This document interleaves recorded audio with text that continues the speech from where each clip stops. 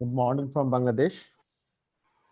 This is Ahmadul Haq, inviting all of you in the session 76 of Understanding Risk Forum 2020. Our today's session is titled on disaster risk for reaction in Rohingya camps in Bangladesh, enacting a relational model of risk communication. Bangladesh averted one of the biggest humanitarian catastrophes in the world by sheltering the Rohingyas. The government of Bangladesh, in collaboration with United Nations and various international NGOs and other local partners, has been ensuring all kinds of basic needs, security, human dignity, and more than 1 million Rohingyas are now in government uh, very well custody. After securing the basic needs, government concerned about the disaster risk reduction of the sheltered people.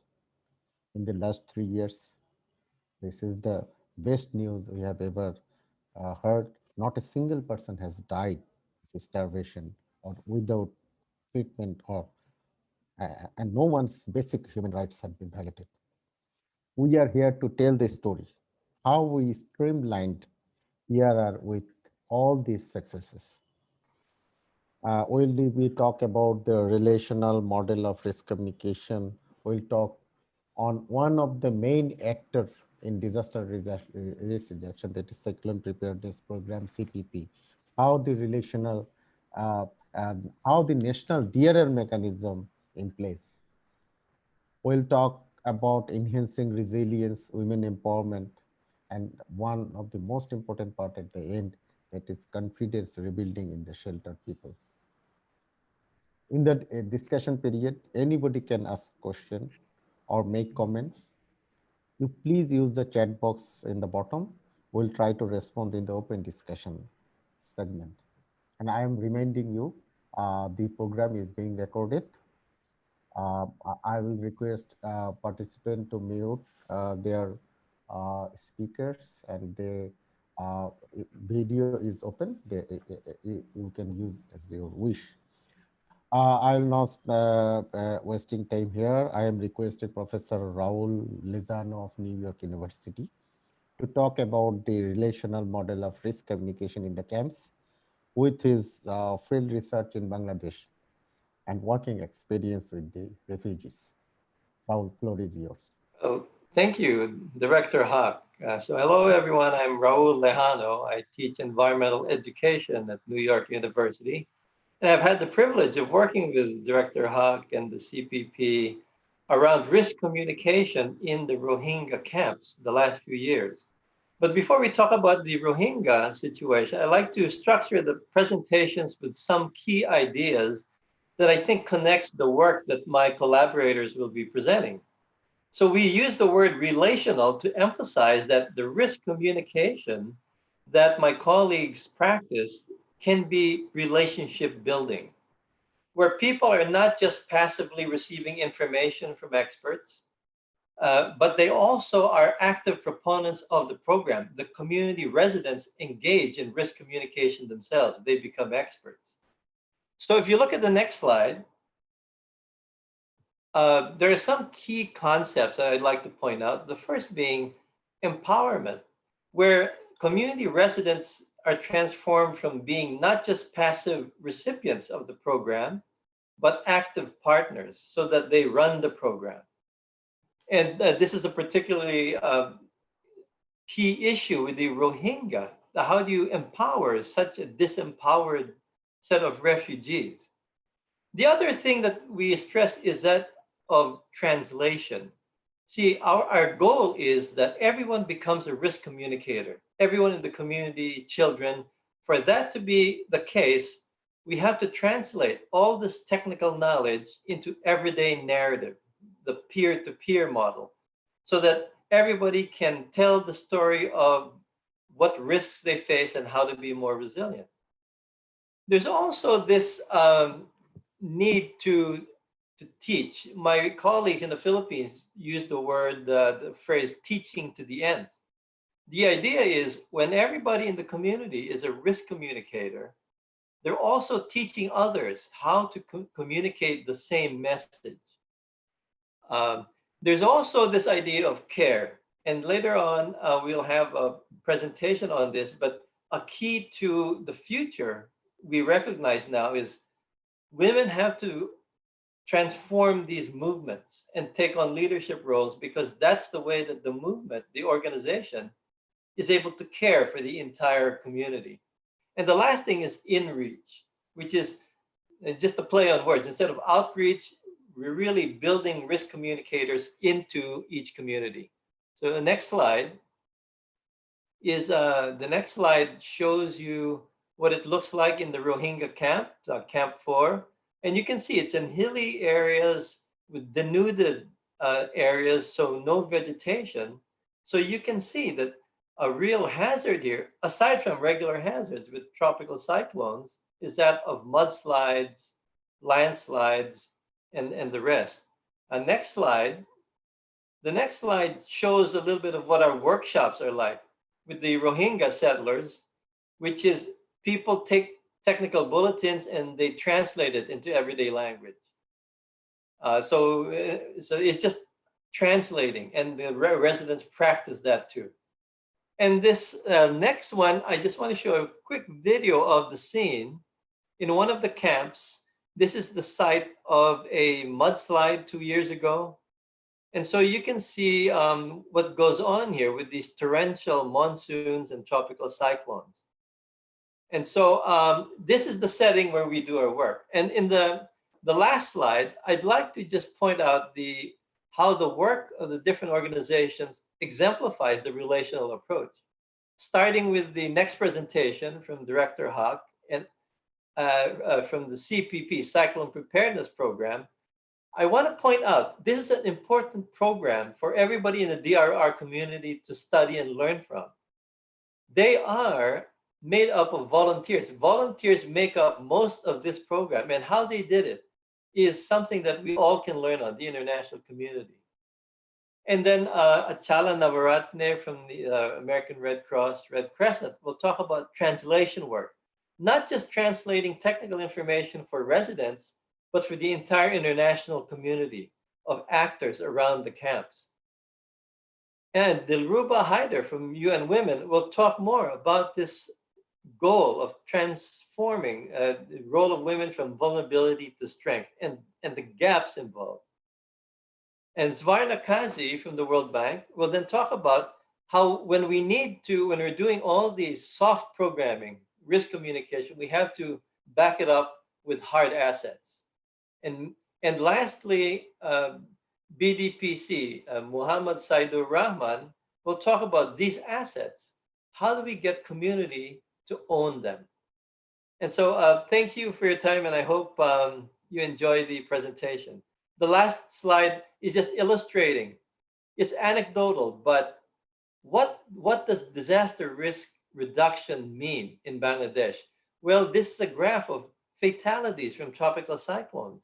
And you see since 1970 how it's dropped every decade to what we have now. And again, it's anecdotal. You can't do statistics with it, but it's meaningful. I believe this is a picture of reality. Thank you very much.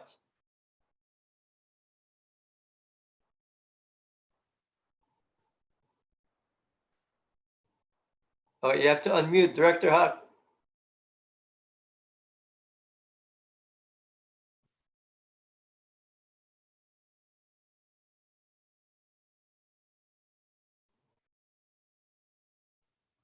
Director, you're on mute. And of course, thanks to you for explaining the relational approach. Now I will take the privilege as Director of Cyclone Preparedness Program to give a brief on Cyclone Preparedness Program and how it extended to the refugee camps. This is a Cyclone Preparedness Program The working area of Bangladesh, particularly Cyclone Preparedness Program, is the coastal belt. That is coastal belt of largest delta of the world. Massive, we are facing massive impact of climate change. Two cyclone, at least actually at least two cyclone seasons every year, one pre-monsoon and one post-monsoon. A million vulnerable to the cyclones living across the 728-kilometer long coast. Next. This is the actually brief story of cyclone. The driving force of initiation of cyclone preparedness program was the Great Bhola cyclone, which caused around more than 1 million deaths in Bangladesh.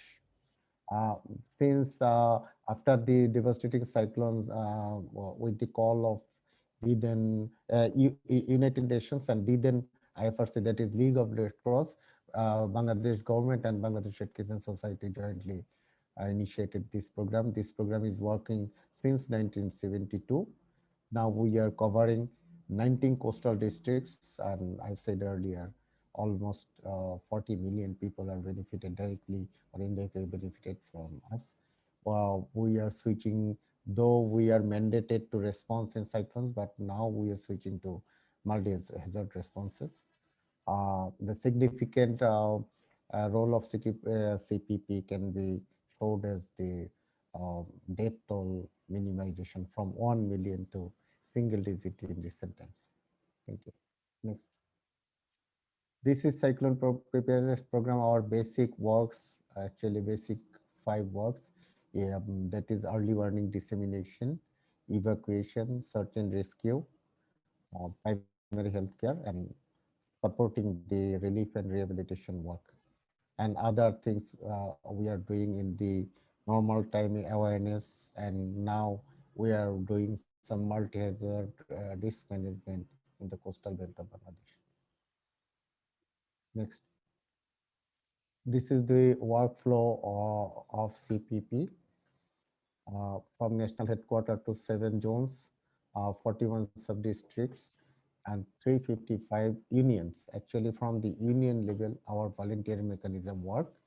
Up to sub-district level, we have government setup, and volunteers who are working from the unions and village level, I mean unit level. We have 3,701 unit representing male, female equally. We have now have 74,000 volunteers. Next. This is the basic flag system.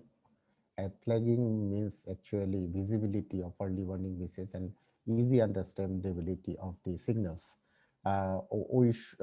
In our country, we have a early warning system in the scale of 1 to 10. In 1 to 10, we call it preparatory level. We don't show any flag. Number signal 4 is the actually triggering point. We hoist one signal, and 5 to 7 in danger level. In this level, we hoist 2 flags, and 8 to 10 is the great danger situation. We hoist 3 flags in this segment. Next. Uh, we have a separate sub-session in the later side that will be operated by Ms. Dilruba Haidar about women empowerment.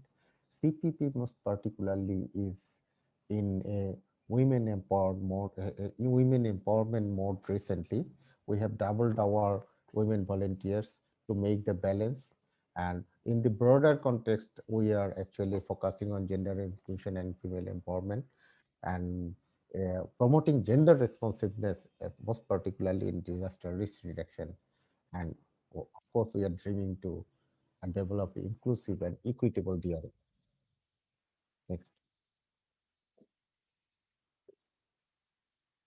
Uh, I have said the key driving event of our change of our disaster management in Bangladesh, actually in the South Asia, is the 1970. Since 1970, we have some key successes. In 1970, we can see There was no governance at all, no legal framework or procedure, no public awareness, no national volunteer network that caused 1 million deaths.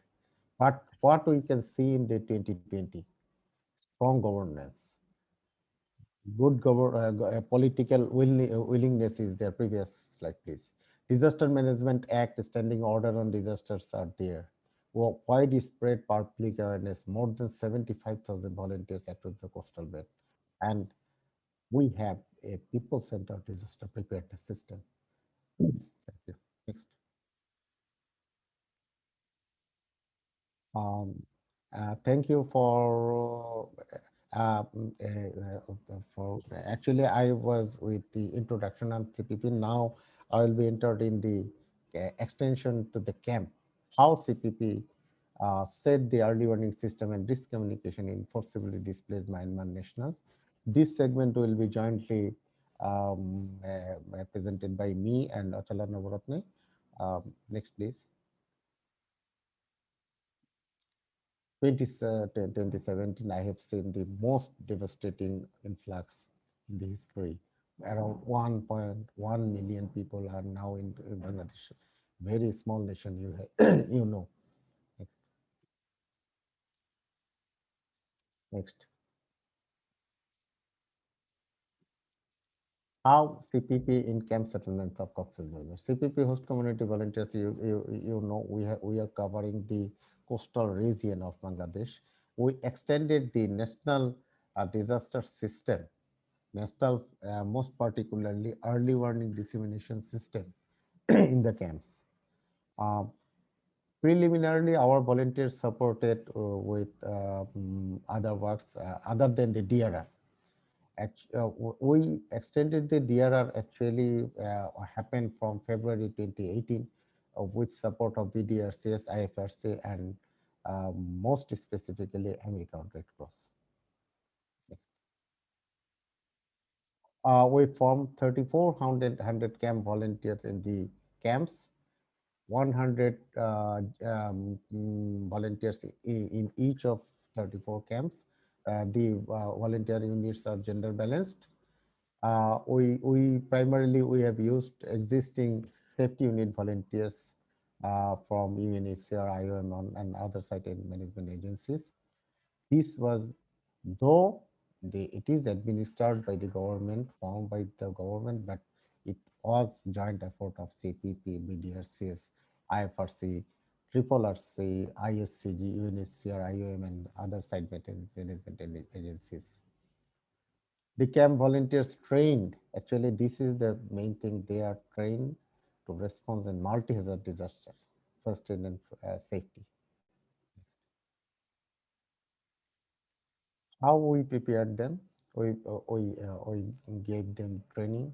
We set the early warning dissemination system, that is flagging system, what we use in nationally. Then we gave them basic training and first aid training, fire safety training with the support of fire service and civil defense. Uh, some special training are also given by MOAS and BDRCS, that is water rescue training, because the camp areas, some of the camp areas are nearby the coast. And of course, we have equipped them with proper gears. Next, next. I can skip this flagging system already discussed. Next. This is the actually how we combined host and camp volunteers. We have in the left side, we see in the host community CPB volunteers, we have around, we have actually 8,600 host community volunteers in Cox's districts. They are all in support of the camps. In camps, we have 3,400 volunteers, I have said earlier, and we have a strong monitoring system there by our host community volunteers. Next. Success so far, the most success we can um, claim, that is we have already passed 3 monsoon seasons and post monsoon seasons without a significant um, casualty due to disaster risk. And next. Now I will request Mr. Achala Navaratne, Country Director of American Red Cross in Bangladesh, uh, the main partner of CPP in expanding in all other areas and specifically in the refugee camps. He will speak on risk communication at work. Mr. Achala, please. Thank you, sir. So to move to the risk communication aspect, I think Director Huck very nicely highlighted how the national early warning system was extended to the camp settlements with the training of the volunteers and a system. In the 2018, after the major influx in 2017, the focus was very much on setting up an early warning system because there were so many people and the need for an early warning system and an early action system was very important. What we found out in 2018 was also that setting up an early warning system in such a short notice is a challenge because it's all about risk communication. Having the flags is not enough. Having an early warning is not enough. People need to know what to do, how to engage, what early action needs to be done, how to respond. So in the initial stages, when we were training the volunteers also, we wanted to make sure the language aspect was very critically covered because in disasters, language aspect is very critical. And in an early warning, language aspect is very critical. So we work very closely with the Translators Without Borders and BBC Media Action to ensure the Rohingya language was used. A glossary of disaster risk management related words were really identified by the trainers, and we focused on those things. Later, based on our findings in 2018, where we identified a lot of the people, when the flags went up, did not understand what to do and what needs to be done. So then the next phase was to do a mass engagement of the population to understand what the risk early warning system is, what they need to do from an early action perspective, and how they can move forward. So as a next phase, what we did in 2019 was really focus on a mass campaign for the whole year with cyclone preparedness pre-disaster period, mass campaigns going house to house, having sessions at courtyard sessions, coffee shop or tea stall sessions, mass awareness sessions that were done for the specific volunteers, and not only using the CPP volunteers that were trained by the Cyclone Preparedness Program and the partners, but also using the communicators in the camps, because there were a number of communicators through the communication with communities working group that were working. So we used all of them and prepared a kind of a glossary and a flowchart document, which then each of the volunteers used so that there was a consistency in the message.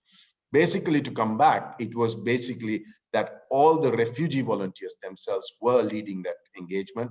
They were the ones communicating with their community, and they were the ones taking the message so that it was completely led by the refugee volunteers and the refugee communicators, so that they are the best people to communicate what these messages were.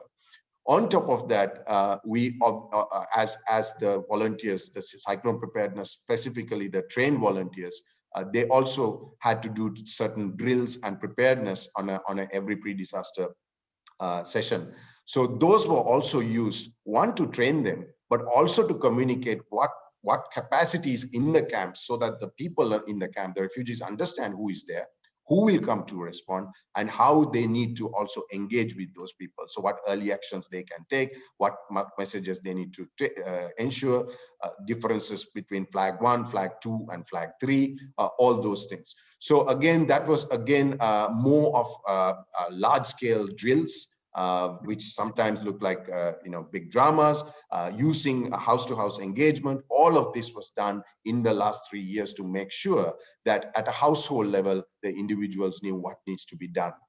And the results, what we've seen over the past years, is that what was identified by Ground Truth last year was people do understand the early warning now. People do know what to do in the early action. People are aware of what needs to be done. So that's been really a great success story of the risk communication done across the camp by all the partners, not only the CPP, not only the Red Cross, Red Crescent, by everybody. And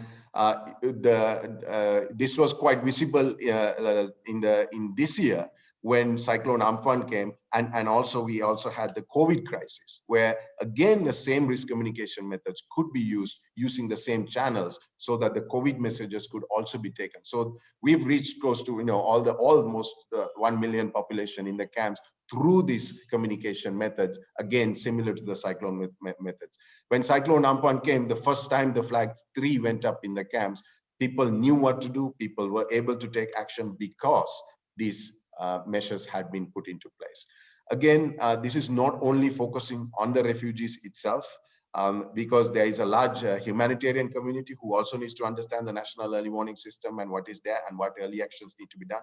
So it has been a whole of camp settlement approach with the different agencies, the government partners, and all of them. And that's how this kind of early warning system, as well as the national disaster risk management system and the risk communication, has been done in the camps.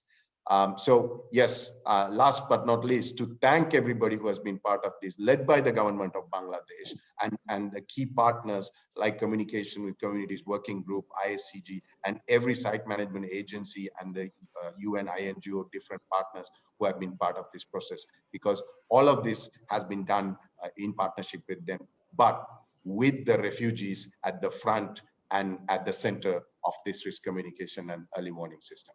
Thank you. Thank you, Achala, for a nice presentation, which gives us the picture how we reach the last meter with risk communication. Now, may I request Ms. Sharna Kazi, Senior DRM Specialist of World Bank Bangladesh, who is responsible for strengthening country partnership and leading the World Bank agenda of DRM and climate change in Bangladesh.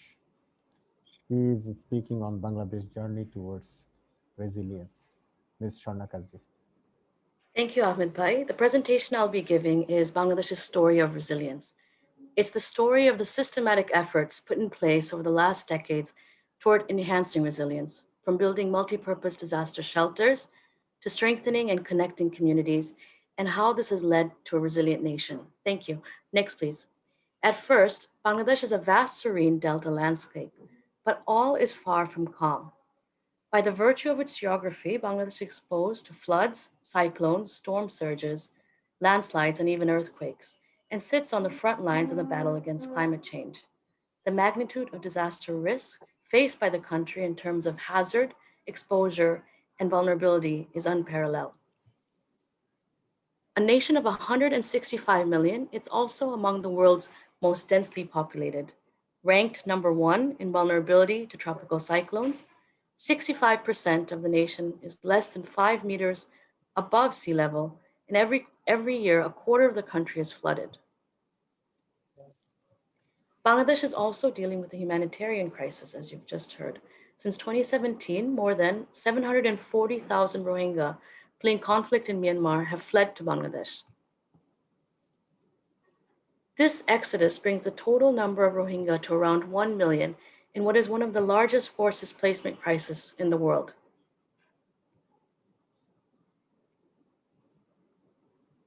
However, despite these challenges, Bangladesh is a story of resilience, and let me tell you why. In November of 1970, Cyclone Pola, the world's deadliest cyclone on record, made landfall and devastated Bangladesh's coastline.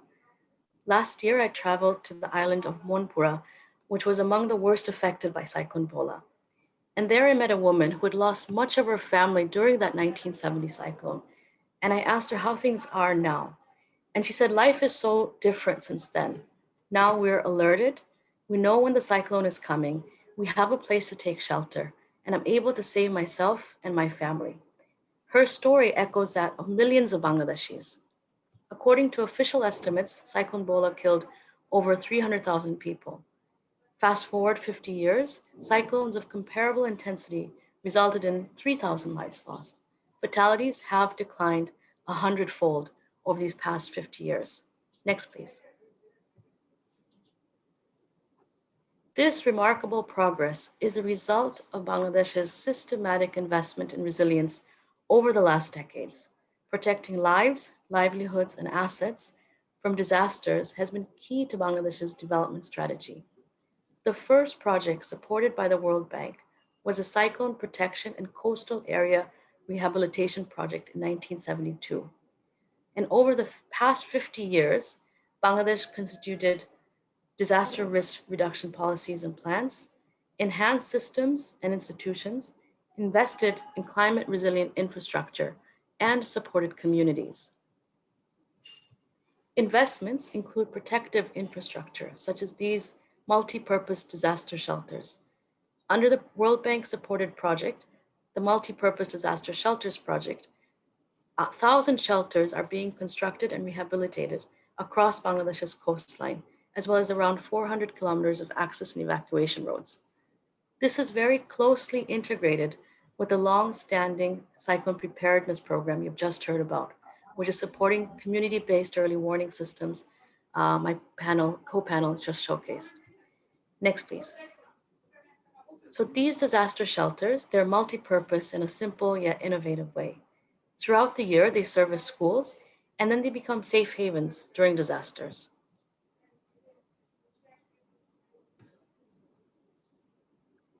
These resilience initiatives are also part of the support to the Rohingya and host communities through the World Bank supported Emergency Multi-Sector Rohingya Crisis Response Project. As a result of this project, over 780,000 people will have access to improved public infrastructure. So following the model that is across Bangladesh's coastal areas, the Rohingya project is also integrated with the CPP and local community network.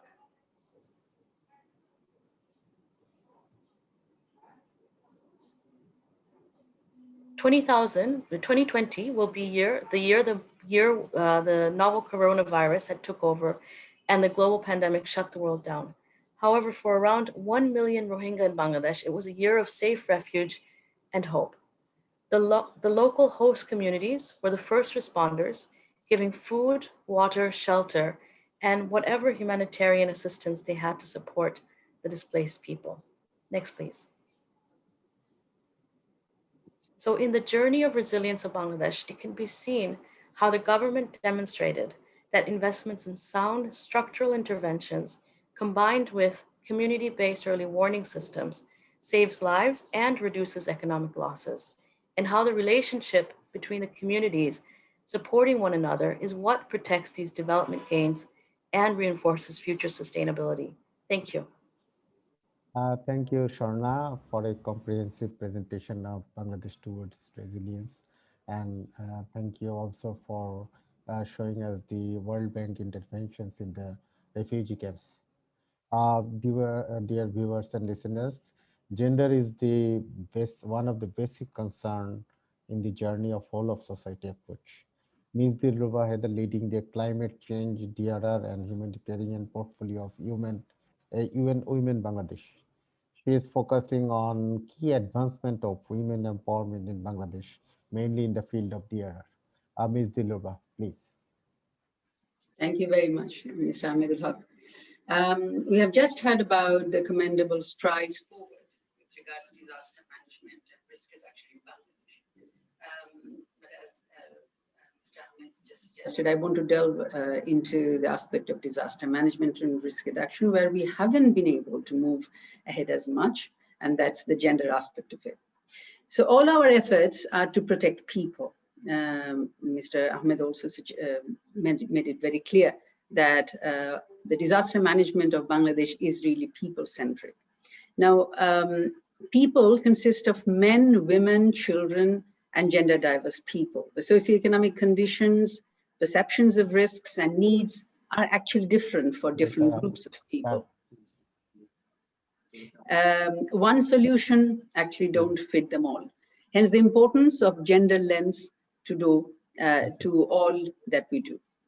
However, gender aspects are still considered an add-on, an additional aspect. Women's aspects are considered a peripheral issue.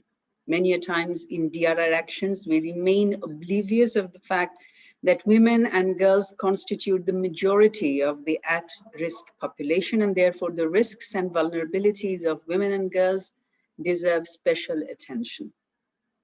Risks and vulnerabilities are really different for women and men because of their socio-cultural and economic circumstances, which mostly have women and girls lagging behind in every strata and dimensions of the society. Secondly, the women's innate capacity and pragmatism in leadership is most of the time undermined and overlooked. From family to the community, women can truly lead. Just to cite a few examples, the community-based early warning projects that Oxfam and CARE had implemented recently demonstrated that early warning messages given to the women were quickly disseminated to their neighbors. To cite another example of women's community leadership, when we talked to women from Cyclone Amphan affected areas, women didn't ask for their own houses or livelihoods. They asked for embankment repairing, which would help them and their community. In Bangladesh, as CPP director asserted, we have some achievements, definitely. To name a few, Bangladesh government's revised standing order on disaster, which was completed in 2019, is a fully gender responsive tool that UN Women supported to produce, and it would significantly contribute in changing the nature of the disaster management actions in the country. As the CPP director has already mentioned, that 50% of the huge 75,000 volunteer force of CPP are women. Thirdly, government is currently implementing a multi-ministry national resilience program supported by UNDP, UNOPS, and UN Women to enhance government's capacity on risk-informed and gender-responsive disaster management and development.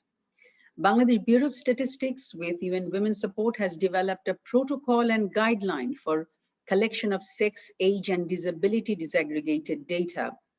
In fact, first of its kind in this region, and which is extremely critical because without sex and age disaggregated data, we are faltering every time to mainstream gender.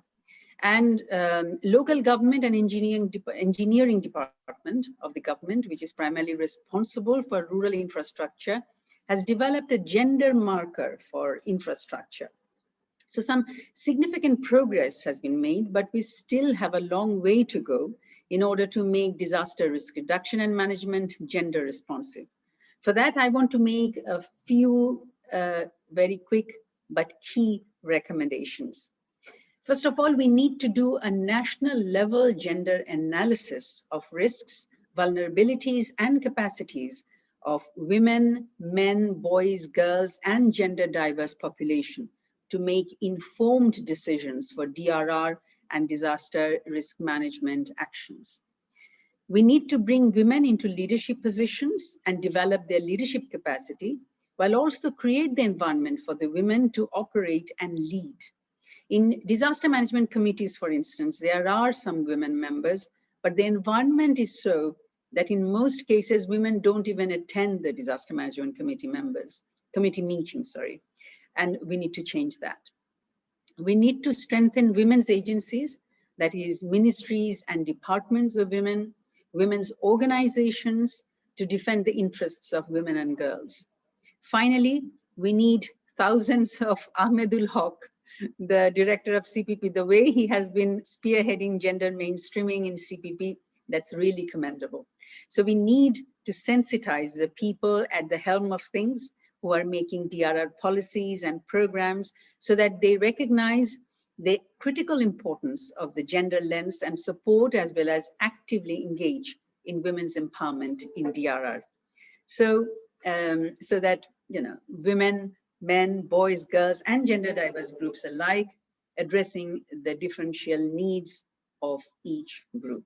Thank you very much. Over to you, Ahmed Bhai.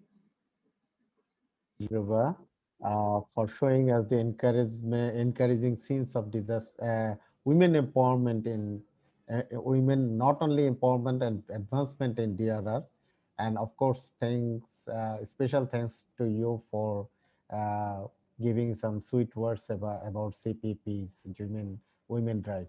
Now I would like to invite a personality of around 50 years experience in DRM in Bangladesh. Mr. Saidur Rahman can be termed as pioneer in disaster institutionalizing in Bangladesh. He will be talking on most valuable part of the session, that is rebuilding confidence among the traumatized community. Saidur Bhai, please, floor is yours.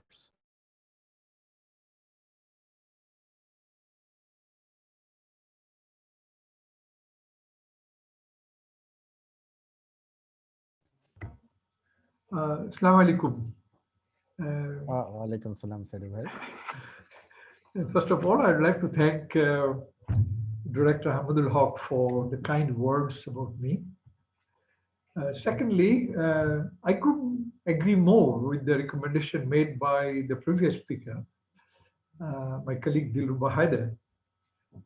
We all know very well that the casualty rate of women and children in every disaster is much, much higher than the men. So there is an important and urgent need for developing leadership of the women at all levels, not only at policy and decision making, even at the community level. We in Bangladesh Disaster Preparedness Centre, we strongly believe it, and we think that this should be inbuilt in every project that most of us are doing. Now, let me share with you very briefly, very briefly about what we are trying to do with the Rohingya refugees. Colleagues, friends, I'm sure you by now you know the ordeal these refugees had to face when they moved from Myanmar to Bangladesh. They were evicted from the homes where they lived for generations. The houses are burned in front of them. The women were raped. And thousands of men were tortured and killed. So naturally, when they came to Bangladesh, they were completely traumatized. And they know very well that there is hardly any possibility for them to go back to their homes. So they have no future. And I think the most important thing, what they have lost, what is very essential for every human being to deal with adversaries in life is confidence. We, Bangladesh Disaster Preparedness Centre, in association with CPP, with funding support from World Bank and technical support from New York University, did in a very humble way some small project of helping the refugees to regain their confidence, to rebuild their confidence. And our focus was on religious teaching.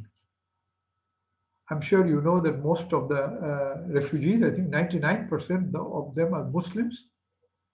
I'm a Muslim.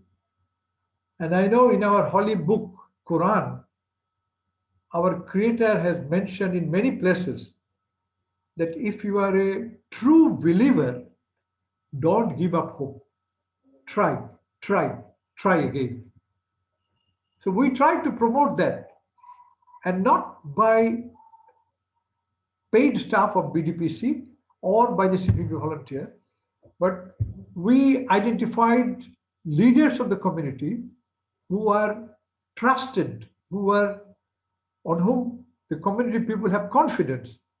And we found that women teachers, the religious leaders are very, very important people as change agent. And Alhamdulillah, I would like to share with you that not only BDPC or CPP, many other organizations who are working in refugee camps have been very serious and to develop the confidence and capacity of the Rohingya refugees, and it's working very well. Now, coming back to cyclone shelter, thanks to Sharna Kaji of the World Bank giving an overview of the cyclone shelters in Bangladesh. There are today in Bangladesh more than, I think, 4,000 cyclone shelters.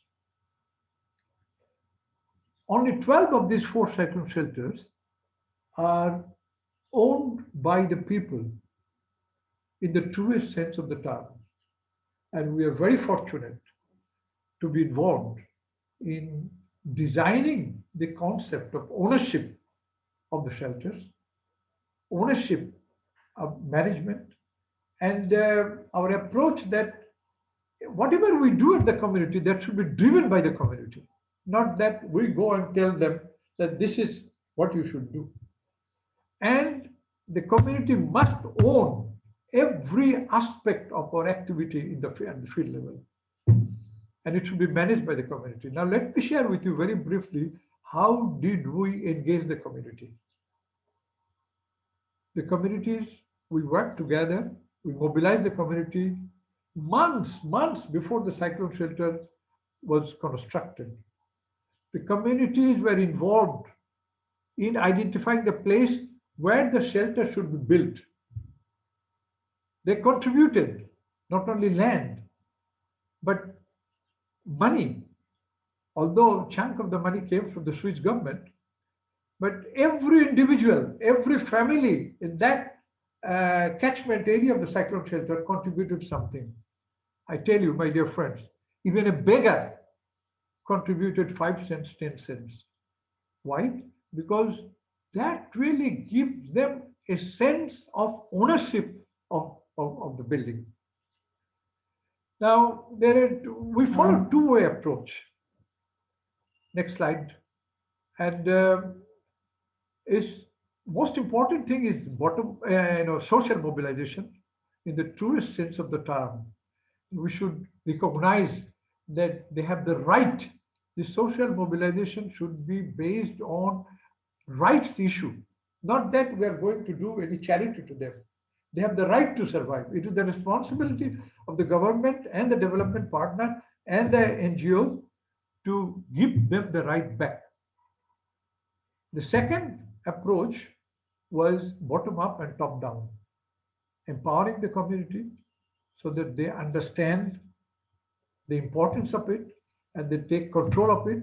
At the same time, it should be top down. I'm sure you would agree with me that in countries where democracy is still at the nascent stage, we need the support from the top. Alhamdulillah, this approach is working very well. And thank you very much for your patient hearing. Thank you, Sadir Bhai, for enlightening us with your deep thought. Yes, experience is still working in the field. You are in the field. We are proud to be a part of your experience and working experience, working together in the DRM field. Dear viewers and listeners, we have just completed our all deliveries. Thanks to all presenters. We'll now open the floor for feedback. Our panel is ready to respond to your questions, comments, or suggestions. Please come up. Good morning, sir. My name is Devashish Pal Supro. My question is to Director Hawk, Cyclone Preparedness Program. Sir, my question is regarding the current cyclone warning system in Bangladesh. What we understand, sir, this warning system is more focused on the port. For example, if the danger signals are issued when the port is likely to experience severe weather from a storm, or with some sort of intensity, and they categorized with the wind speed and the intensity.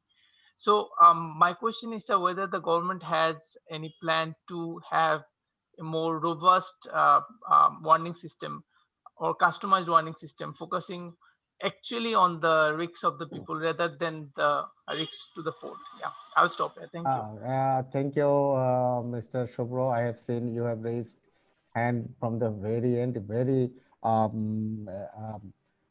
good participant. Yes, actually, our early warning messages are coming from the Met offices, Bangladesh Meteorological Department. It is basically the science. Our work is to disseminate the early warnings messages to the community in understandable, accessible to everybody. So that's why port-based early warning message, we customize it with local risk factors we add. Actually, we are working, we must be thankful to Mr. Professor Raul and Saidur Bhai. They are working with us closely to make the early warning message with local aspects. And we are also changing our message, early warning message in local dialect and languages through community radios. And you may know our volunteers, when they disseminate the early warning messages orally, they translate it, transform it in local aspect, and they are go beyond the uh, port-based early warning system. Thank you.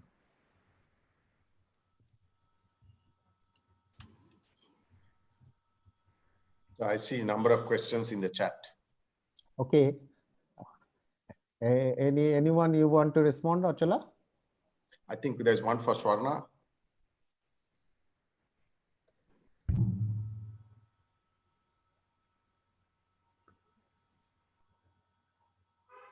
Thank you, Achala. So I'm just taking a look. Is this the World Bank? Are women and persons with disabilities consulted while designing of the shelters? So as part of the World Bank's program, it is implemented by the government of Bangladesh. We are the financiers. And as part of this program, we're also looking at, with the local government engineering department, having a gender inclusive and disability inclusive type programming in place.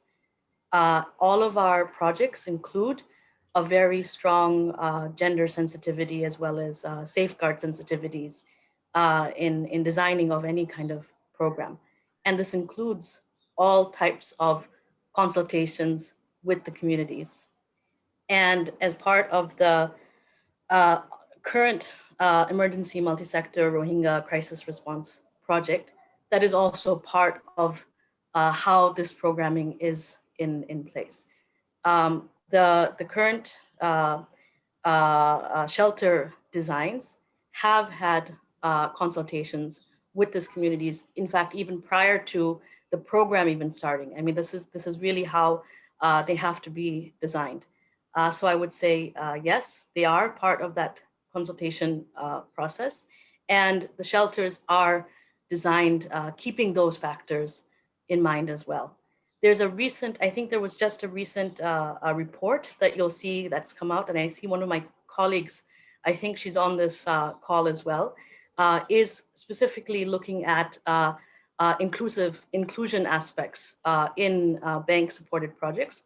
And they've looked at across the region. So it's a South Asia regional report that we can also share with you. I think it'll be launched quite soon, or if it has already been launched. So I would say yes, thank you so much. Though we are struggling with time, we can answer one question. Achala, you can respond. You can take the advantage to talk with your countryman, Mr. Ganga from Sri Lanka. Achala, unmute you, please. Yes, yes. So the question is, do you have any special practices, programs in place prepared aim of the safety of children inside the camps? So I'm assuming this is not only for disaster risk reduction. The question is more broader.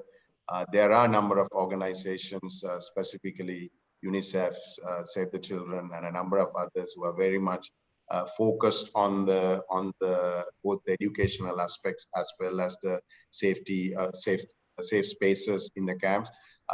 Again, engaged with a number of partners. A lot of safe spaces have been created to make sure that the children have a safe spaces to play, learn, and engage. In specific to DRR, we do have specific sessions with the children in these learning centers. So that's connecting to the DRM and the risk communication aspects. And also, we've also identified, especially in times of flooding and rain, a lot of the times it is the risks of children playing in sometimes the puddles or the canal that is kind of big, that's going to be a flash flood. So there is some risk communication very specific to those scenarios for the children. And that is also an additional reason why CPP volunteers were also trained on water rescue in these areas, because unfortunately some of the deaths we've had are related to children drowning in these pools or canals when they try to go and play.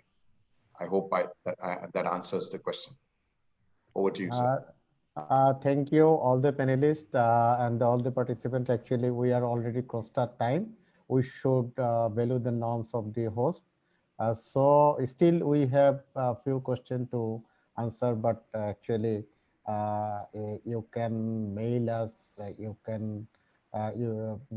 will try to respond with personally, but we should wrap up now.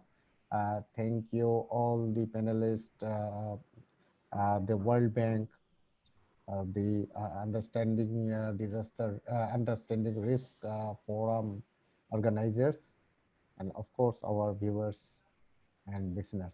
Thank you, everybody.